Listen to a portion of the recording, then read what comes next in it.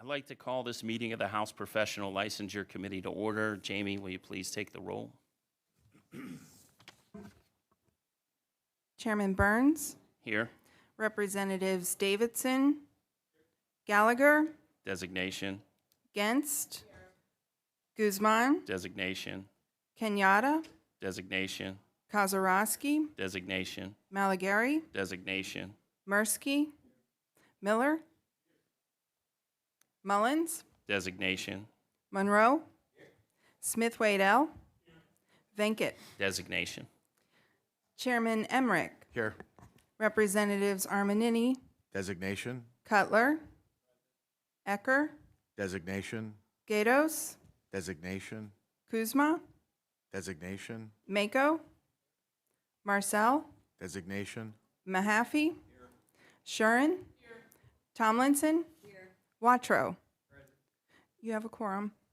Thank you, Jamie.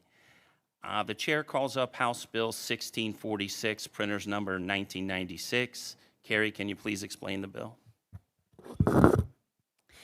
House Bill 1646 changes the quorum for the Board of Barber Examiners to a majority of members instead of a specified number, which in current law is 6.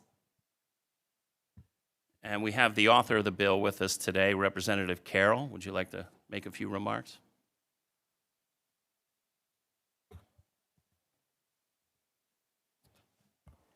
Thank you so much, Chairman, and thank you for committee members for adjourning today for us to have this conversation around HB 1646. I just want to give a few remarks around the importance of why this is necessary. One of the things I'll say is that the Board of Barbers Examiner Licensures and regulates barbers, barber teachers, and barber managers. The board oversees more than 9,000 licenses in the Commonwealth. Right now, there are 5 vacancies on 11-member board. 2 professional members seats and 3 public member seats are open. Board members are nominated by the governor. They're confirmed by the Senate, and although that Governor Shapiro's office is aware of the issue and working with the Senate on nominees, the number of vacancies is hindering the operations of the board. The board has met in March this year, but they had to cancel their May meeting due to the lack of the quorum. This is the second time within a year that too many vacancies has prevented the board from reaching a quorum to meet. When the board cannot meet, applications requiring board approvals and without action and measures, they go unresolved. This is not good for applicants who want to get to work or for the people of Pennsylvania who rely on the board for consumer protections from bad actors. To get this in context, there are 29 licenses, boards, and commissions under the Department of State. Of those 19 boards already, they use a majority of members instead of a specified number to create a quorum. This bill right here will bring the Barbers Board to a majority of members instead of a specified numbers and help move communities like mine forward and get new talent in the door. So I want to thank you for the consideration. I'm asking for an affirmative vote yes on this bill, and appreciate you. Thank you. The question is, will the committee report the bill? Chairman Emmerich? Thank you, Chairman.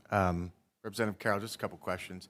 How long have we had a significant number of vacancies on this board? To my understanding, it's been an issue over the last year. I don't know the exact amount of time that it would have been, the vacancies have existed. Okay, so it's at least a year. Yes. So do we know if Department of State is actually making an effort to fill these vacancies? It doesn't seem all that complicated. You know, it's like, I'm not sure if this is a problem, and it's been a problem, why aren't they addressing it? You know, one of the concerns I have about the legislation is if we just have a simple majority, which now the current board has 5 members, okay, that only takes 3. However, are the barbers actually having an appropriate seat at the table, and are they actually having their concerns addressed? Are they having enough input on the regulations or anything else that may or may not be coming up with this I don't want to board? speak for the Department of State, but what I will say is that right now they don't have an opportunity to have any conversation. Right now, because the required number is 6, and there's only 6 members. If one is missing, they can't have any discussion or Right. order of business. So this right here gives them the opportunity that 19 other boards currently have to simply say, regardless how many people are currently elected on a board, it gives us the opportunity to do our jobs and move Pennsylvania forward and give applications the right that they have to review. Correct. And I understand the need to move business forward.